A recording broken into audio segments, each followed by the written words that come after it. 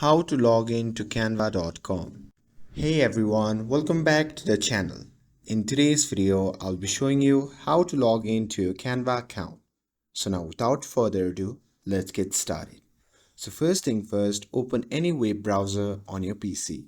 And here, once you have opened it, simply go to the address bar and type www.canva.com and simply press enter.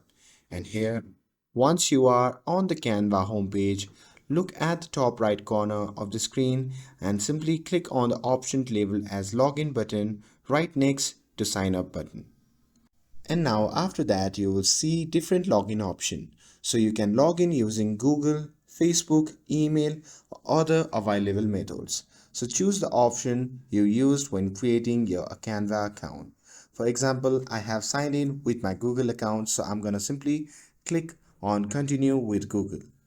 So here I just have to click on my account and that's it. Now I'm logged in to my Canva account. And with this, if you found this video helpful, then don't forget to like, share and subscribe to get updated for more videos. Thanks for watching and I'll see you in the next video.